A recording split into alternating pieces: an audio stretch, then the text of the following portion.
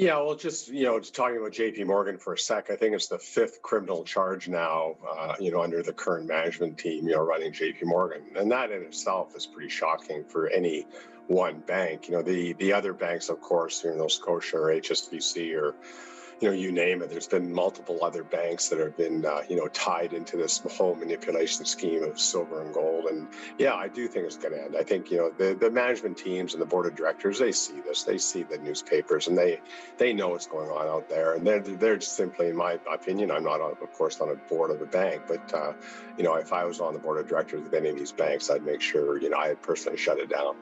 I think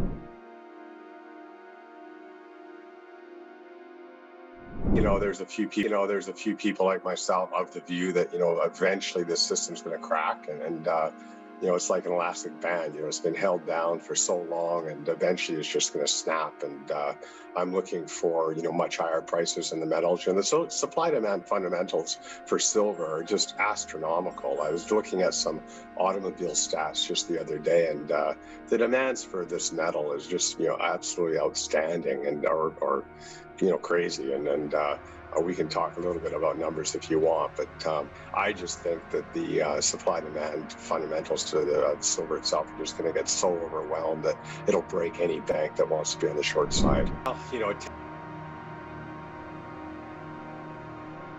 tells me that there's something wrong in the system. When spot is half the price of what the U.S. Mint is selling that coins for, that tells you there's a huge supply problem. And I've been in discussions with many mints, and I don't want to be naming names on the air, but I know who these mints are, and I know they're absolutely the end of their wits. They just can't supply the demand that's currently out there, and we see it now showing up at the U.S. Mint, and it really, I have to look at what First Majestic is doing because I think our premiums are quite high. I think we're selling right now at $28 an ounce. So that's about $3.50 or so over current spot prices. And I'm going to really rethink this because maybe we should be also raising our premiums because if we decided to sell unlimited amounts of ounces, we have a limit right now for our retail investors for 100 ounces per month. And if we took that limit off, we'd be wiped out of our inventories. And we do that specifically to prevent, one person gobbling up our entire inventory supply. And, but now, with this, it's just an interesting thing we really have to look at.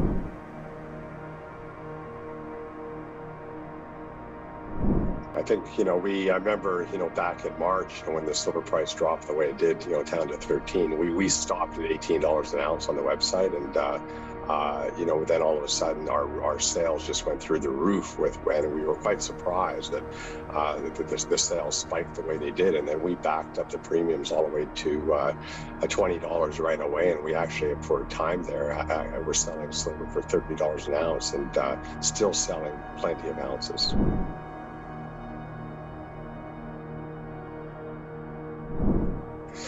Well, I think people are waking up. My thesis, and you and I have had many, many talks under your prior, company, and there is a big dispute out there. Well, how much demand is there actually, and how much silver is actually sitting on the surface of the earth, and what are the supply-demand fundamentals? And I was looking at the auto industry just the other day, and it's interesting. There's about 1.4 billion cars sitting on the surface of the earth. Last year, the stats, there was 2.4 million electric automobiles produced in a marketplace of just slightly shy of 100 million cars per year.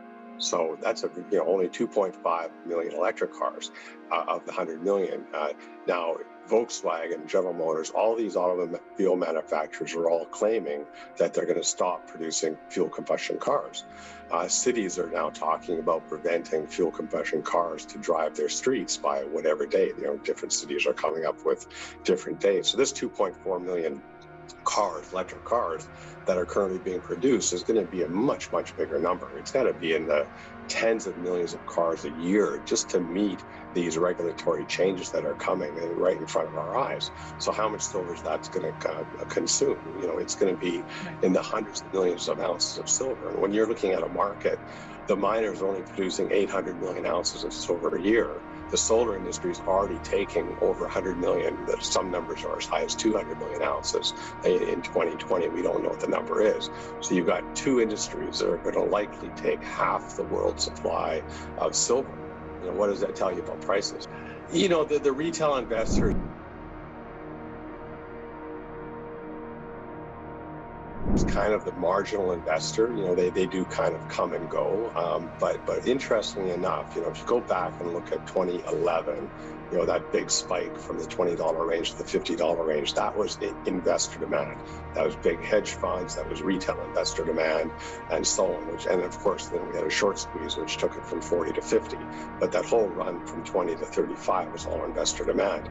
This time around, we're seeing investor demand, of course, we all know about it, but we're seeing commercial demand at the same time, which is new in the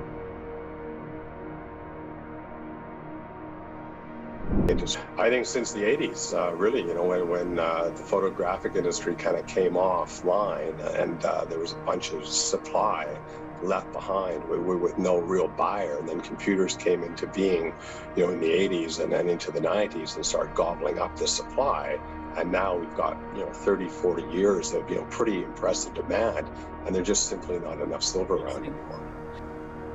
Wow.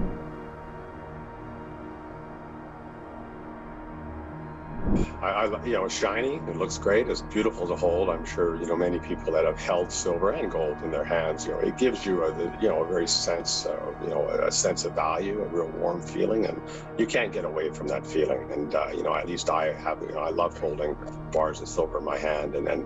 But I think it's all those things you mentioned, it's just I think people are waking up to the fact that, governments are just out of control, printing money, debasing currencies. And I think there's a view out there that there's something afoot, and no one really knows what it is, because, the IMF, every once in a while puts out a couple of messages here and there, and, the variety of banks here and there, talk about, different types of resetting, what is is the U.S. going to lose their reserve currency status? All these kinds of things get floated in the marketplace, and we see the headlines. We're all in the mining sector, so we all read the same stuff. None of us really know what the financial situation is going to look like, 5, 10, 15, 20 years from now. But people are preparing for this change. We just don't know when it's going to happen. I was,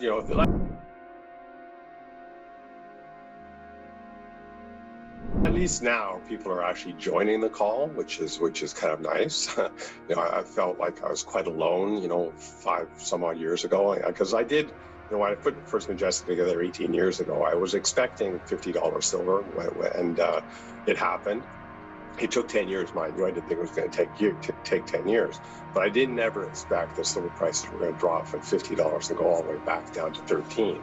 That surprised me. But as a result of my view and the supply-demand fundamentals of the metal, and the fact that I look at silver as a very strategic metal, of course it's precious and it's and so on, but I look at it better. I think it's better than gold, because gold is great. It's the granddaddy of all currency. I think gold should be in everyone's portfolio, but silver is an extremely unique metal. Everything that we're doing as a human race requires silver. This call itself would not be possible without silver. People are waking up to that, and I think it's just going to have this enormous impact on price. When we see, I don't know when it's going to happen, but I would expect to see that whether it's the auto industry, whether it's the electronic industry, whatever industry it may be, they're going to have to stop producing whatever product they're producing today because they can't get supply.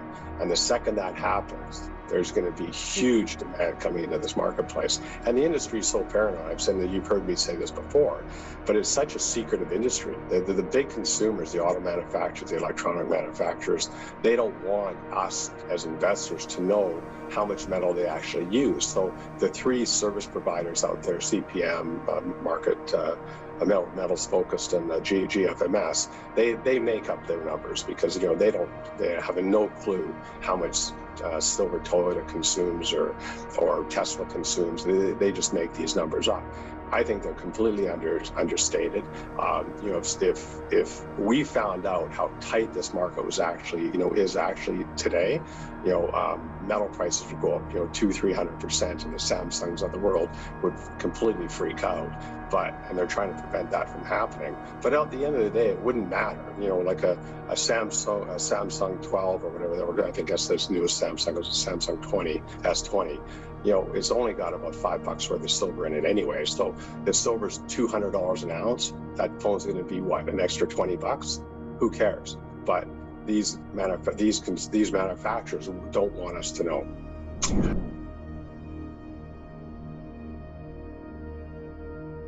Well, fortunately, one of our mines has been converted over to LNG, so it'll be our last mine that's actually consuming diesel. Of course, the vehicles consume diesel, but from a source of energy, 3 years ago, we had 2 mines that were actually producing from diesel.